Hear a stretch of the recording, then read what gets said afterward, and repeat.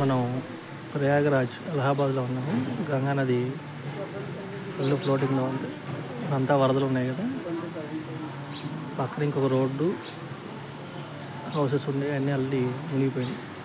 అంటే నది ఒడ్డున ఉన్నారు వీళ్ళంతా. ఇక్కడ హరి జగన్నాథ శాస్త్రి ఆశ్రమం అన్నమాట. బక్షి దారాగంజ్ ఏరియా, మంచి ఓల్డ్ బిల్డింగ్.